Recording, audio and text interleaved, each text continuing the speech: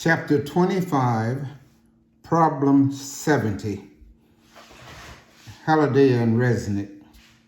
A slab of copper of thickness 2.90 millimeters is thrust in between a parallel plate capacitor of plate area 6.70 centimeters square and plate separation 4.90 millimeters as shown in the figure.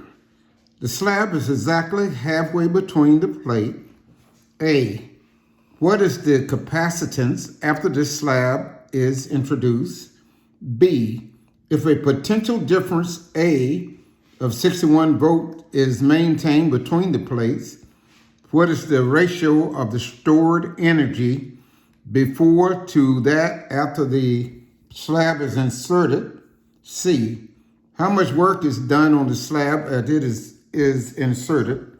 And D, is the slab sucked in or must it be pushed in? So the first question asks, what is the capacitance after the slab is introduced? So what we have here is, I'll just redraw this.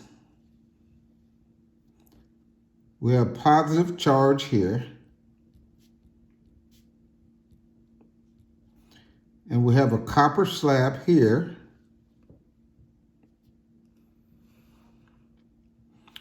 And it's going to have a negative induced charge. Of course, we just call this the positive end of the battery. And the bottom plate is going to have a negative charge that's coming from the battery. And we'll have a positive charge across the slab. So we know that the distance between here and here is 0.0049 meters.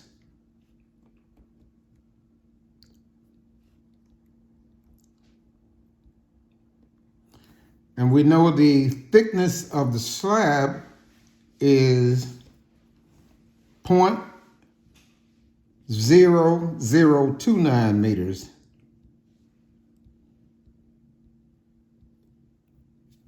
So we're going to subtract 0.0049. We're going to take 0.0029 from this to see how much distance we have between the plate, the capacitor plate, and the slab. So that's 0.0049 minus 0.0029, and that's equal 0.002 meters. That's the total distance. So if we divide this by 2, the space in between the copper plate, the top of the copper, and the plate will be 0.001 meters. That's the distance right here, 0.001 meters. It's the same distance down here, 0.001 meters. Now, when we look at this, what we have is capacitors, two capacitors in series. We can consider this as C1. That's the plate. This is the two plates, and but we can call this C2. Now we know these capacitors are equal, so I'm just going to draw it without the slab so it'll look a little bit more clear. So we have this represents the top of the slab. We'll put a wire in between there. That's just all this area of the copper. We're just going to consider it as one thin wire. And we have the bottom, so that's C1, C2. There's our negative terminal and our positive terminal. So we have a positive charge across this terminal and negative across this terminal. And at the bottom, we'll have negative charge and positive charge. So we have two capacitors in series. So for a parallel plate capacitor, we know that C parallel is going to equal epsilon naught times the area divided by the distance between the plates.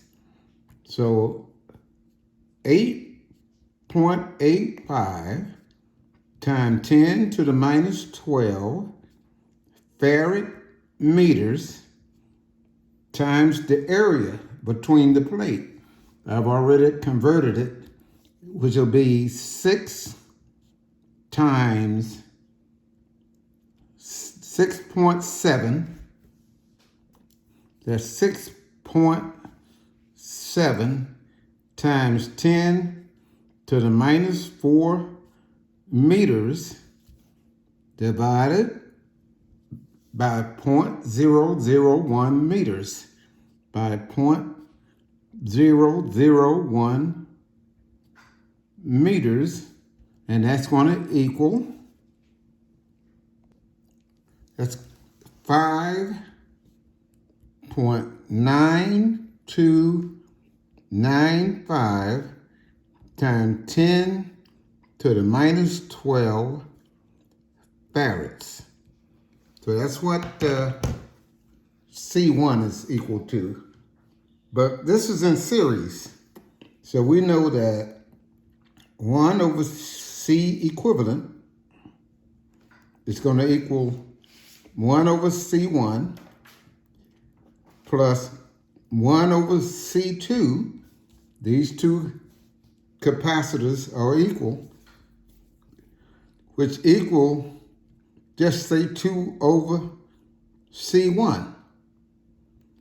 And that's going to go to C1 divided by 2, which is going to equal 5.9295 times 10 to the 12 divided by 2, and that's going to equal, it's going to equal 2.9648 picofarads. That's where I can get out of not putting 10 to the minus 12. So that's the answer for part A. Part B.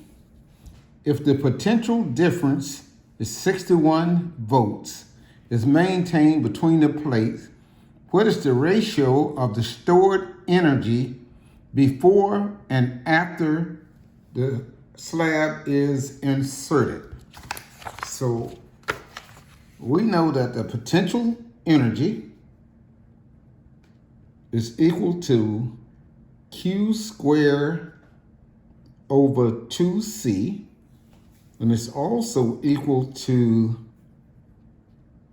C squared V squared over 2C.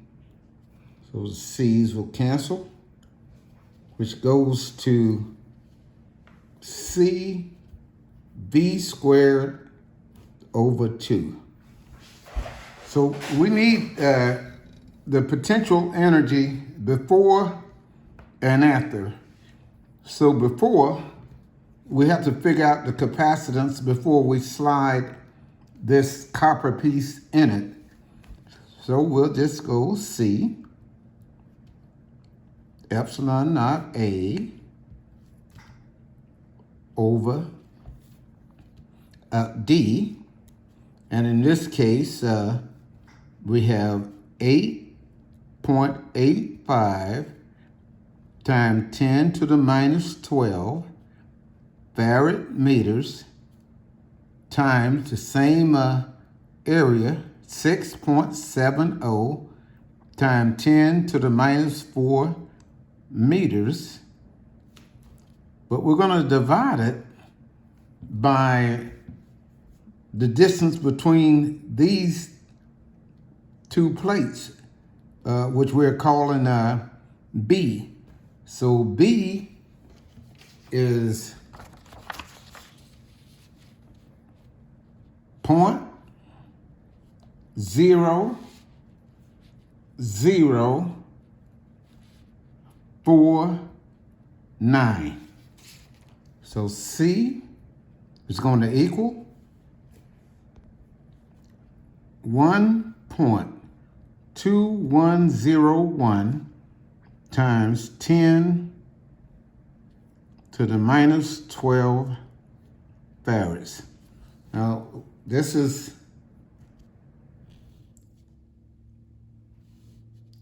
for this capacitor without the slab in it, which has a separation of point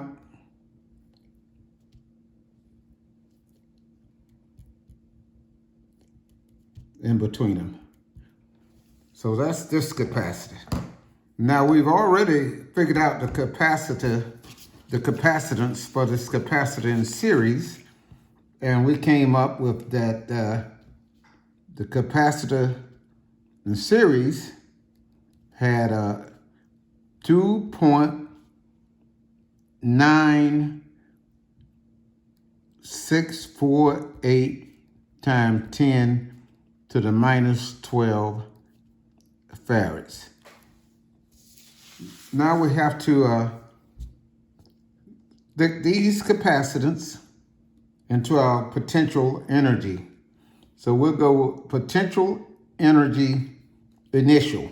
We'll just call this 1. And so we have U equals C, which is 1.2101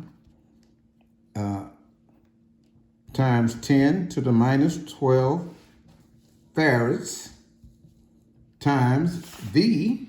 We know V is 61, and it has to be squared. And this is just going to be divided by 2,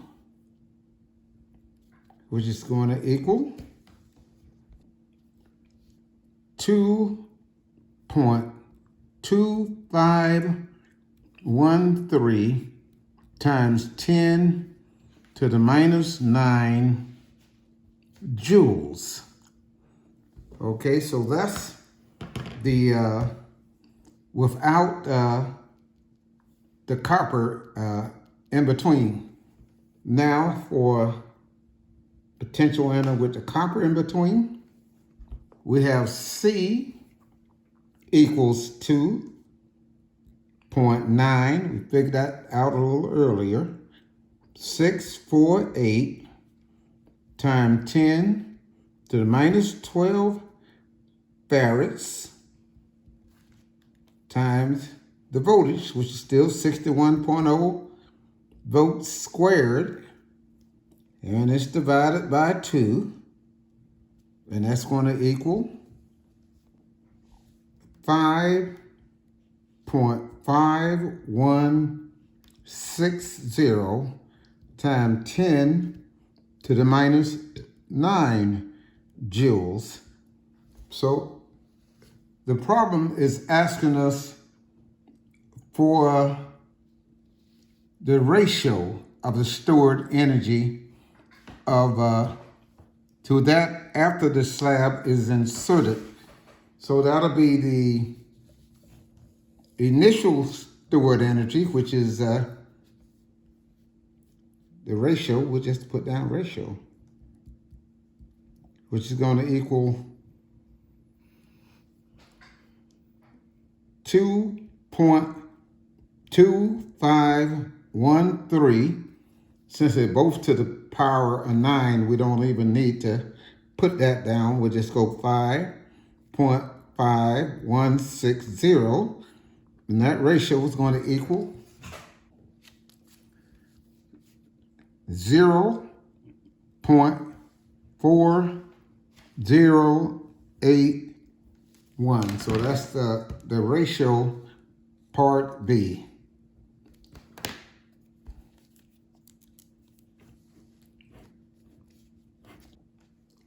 So C asks how much work is done on the slab as it is inserted. Okay, so we know work is equal to minus the change in potential energy, which would go to minus potential energy final minus potential energy initial. And when we distribute that minus sign, we're going to get work is equal to minus potential energy final. And we have these two potential energies. We just solved for them a little earlier, which will be equal. Potential energy initial is 2.2513 times 10 to the minus 9, that's the initial, minus the potential energy final, which is 5.5160 times 10 to the minus 9. We know this is all in joules, and that's going to equal minus 3.264 joules. So it's minus work. Okay, so this is negative work, which means that if you have this, let's just look at the setup. Negative terminal.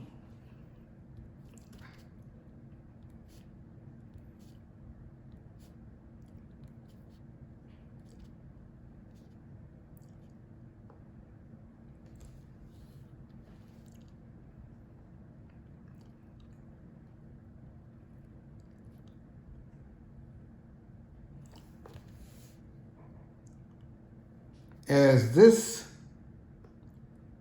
copper, and it's going to set up, again, it's set up as it comes within the E field, minus on this side and plus on this side. So it's going to want to be sucked in because of the charges. So D, is the slab sucked in or must it be pushed in? Well, it's sucked in because the work is negative. And also you can see the charges are equal and opposite. So it's going to want to be pulled in. So D is sucked in.